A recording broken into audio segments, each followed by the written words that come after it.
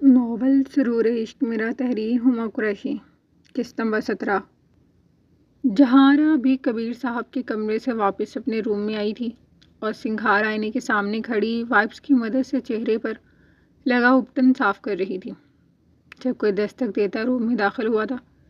جہاں ایک دم پیچھے کو گھومی تھی جہاں وہ جاذب نظر چہرے پر خوبصورت مسکراہٹ سجائے آنکھوں میں حاصل کر لینے والی چمک لیے محبت سے اسے نہارنے میں مصروف تھا۔ اجازت ہو تو اندر آ جاؤں۔ رشتہ بدلا تھا تو اسے مد مقابل دیکھ دھڑکنوں نے بھی الگ ہی لے میں دھڑکنا شروع کر دیا تھا۔ جہاں کی پلکیں لرز کر آرزوں پر جھک سی گئی تھی۔ آج بھی اندر نہیں بلائیں گی؟ وہ اس کے چہرے پر پھیلے شرم و حیا کے خوبصورت رنگ دیکھ مسرور سے لہجے میں مسکراتا ہوا شرارت سے گویا ہوا۔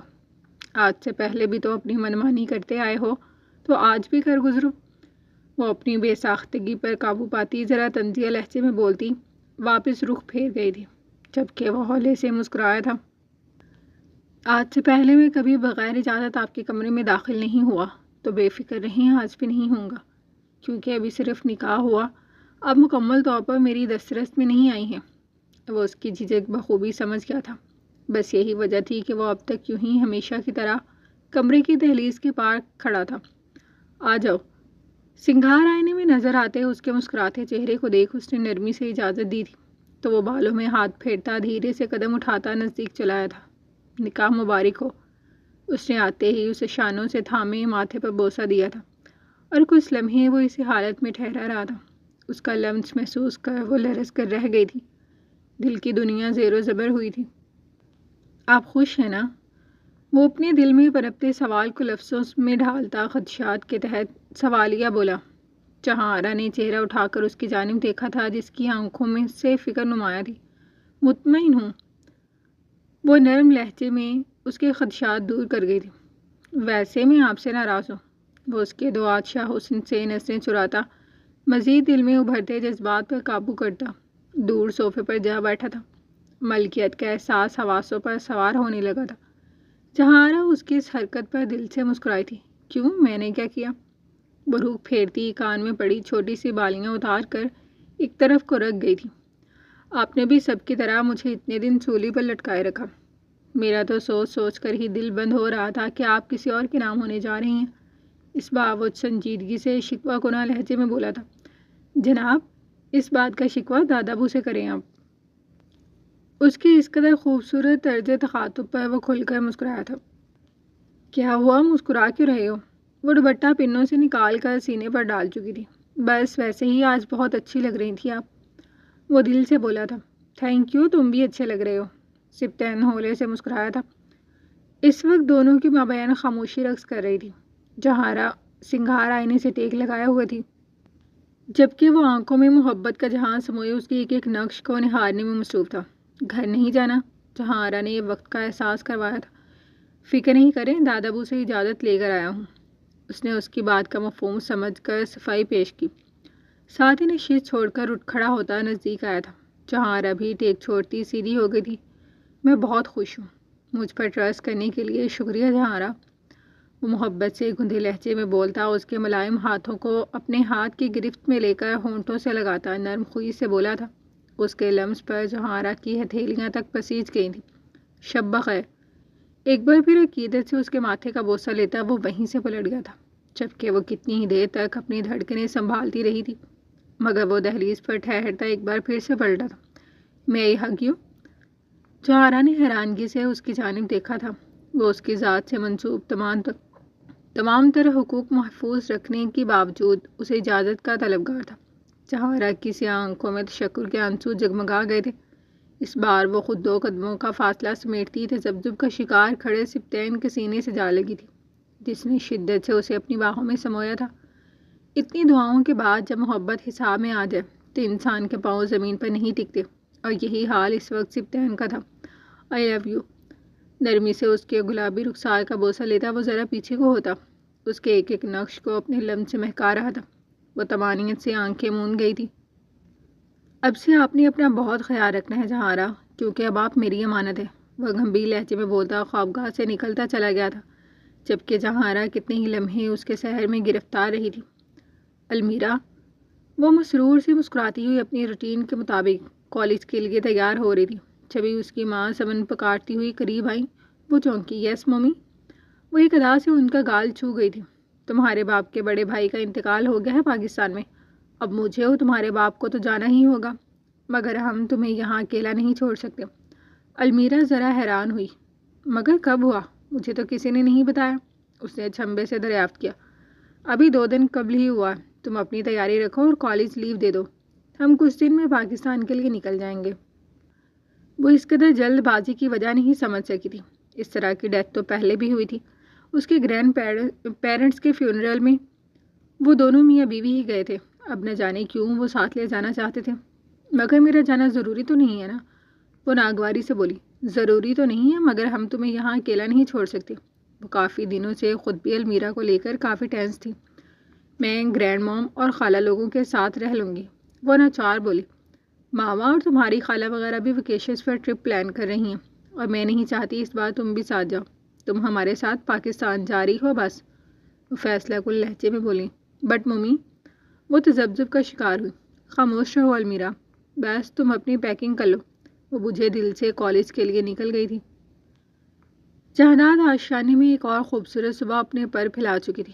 فلک اور محب اپنی روٹین کے مطابق صبح سویرے ہی جاگ گئے تھے. محب جاگنگ پر گیا تھا جبکہ فلک شاور لینے کے بعد کک کو ناشتہ تیار کرنے کی ہدایت دے رہی تھی. Hello sweet heart.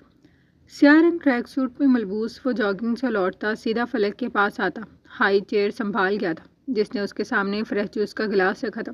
محب آج آپ آفس لیٹ جائیں گے نا؟ اسے اس کی بات یاد آئی تھی تو وہ تصدیق انداز میں بولی. یس. آج کا سارا وقت آپ کے نام. وہ شرارت سے بولا تو فلک نے گھور کر کچن میں کک کی موجودگی کا احساس کروایا تھا جو ذرا فاصلے پر تھا جبکہ وہ سرگوشی میں بات کر رہے تھے. گڈ مارننگ میرے پیارے بچوں. دوسری جانب سے سراج صاحب کی حشاش بشاش سی آواز ابھری تھی. گڈ مارننگ گرینڈ پا. محب انہیں اس طرف آتا دیکھ کھڑا ہو گیا تھا. چلیے آ جائے ہم لوگ باہر چلتے ہیں جب تک آپ کی بہو ہمارا ناشتہ لا رہی ہے. وہ سراج صاحب سے بولتا فلک کے مسکراتے چہرے پر ایک نظر ڈال کر بولا تو وہ اس کی ہمراہی میں ناشتے کی میز پر آ گئے تھے جبکہ فلک بھی اپنے کام میں مصروف ہو گئی تھی. وہ لوگ اس وقت ناشتے کی میز پر موجود ہلکی پھلکی گفتگو کے دوران ناشتہ انجوائے کر رہے تھے کہ فیمیل سرونٹ کی آواز پر چونکے. میم آپ کا موبائل کافی دیر سے رنگ کر رہا ہے. اب کچن کاؤنٹر پر بھول گئی تھی. فلک نے مسکراتے ہوئے موبائل تھاما تھا مگر اسکرین پر جگمگ کرتا نمبر دیکھ اس کی مسکراہٹ پل میں تھم سی گئی تھی. چہرے پر ہوائیاں سی اڑی تھی.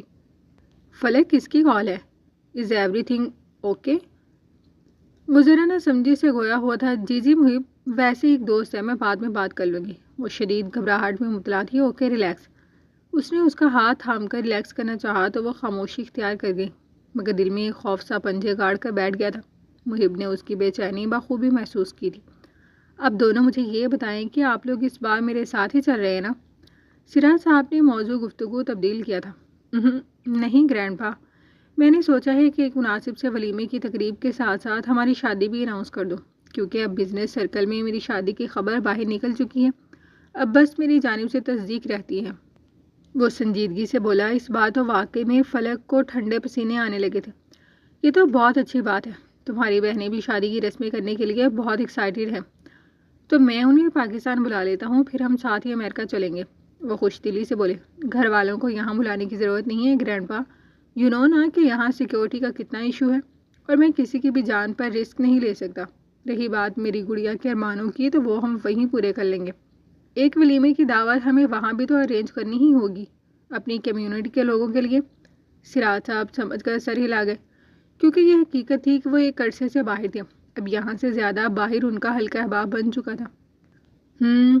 ویسے آپ جس خاص مقصد کے لیے آئے تھے وہ کہاں تک پہنچا؟ محب ایک لمحے کو خاموش ہو گیا تھا. کمان محب اور فلک بھی ہماری فیملی کا حصہ ہے.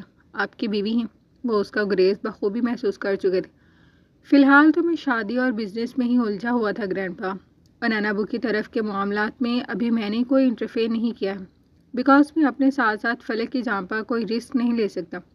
فلک کو اتنا تو علم تھا کہ وہ بہت اثر و رسوخ والا بندہ تھا مگر وہ کس بارے میں بات کر رہے تھے وہ لاعلم تھی. اوکے تو بیٹا جی پھر آپ دیکھ لیں کہ آگے کیا کرنا ہے. وہ نرمی سے گویا ہوئے تھے. محب سمجھ کر سر ہلا گیا جبکہ فلک سوچوں میں ڈوبی ہوئی تھی. ہیلو دوسری جانب سے رابطہ بحال ہوتے ہی فلک نے پہل کی۔ ہیلو، کیسے ہیں آپ جناب؟ دوسری جانب سے شوق سی آواز ابھری تھی۔ کال کیوں کی تھی؟ وہ سپاٹ لہجے میں گویا ہوئی تھی۔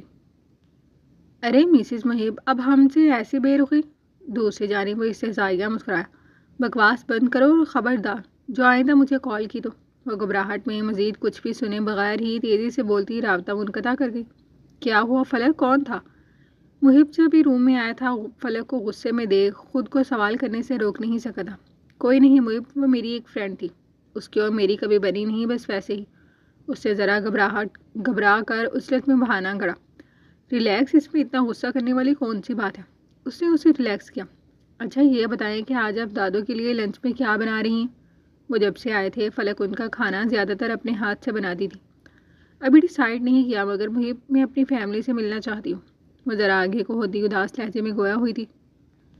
محب نے سنجیدگی سے اس کی آنکھوں کی اداسی دیکھ پرسوچ انداز میں اس کی جانب دیکھا تھا۔ اوکے، آپ ایک کام کیجیے، تیار ہو جائے، ہم آج ہی آپ کی فیملی سے بھی ملاقات کریں گے۔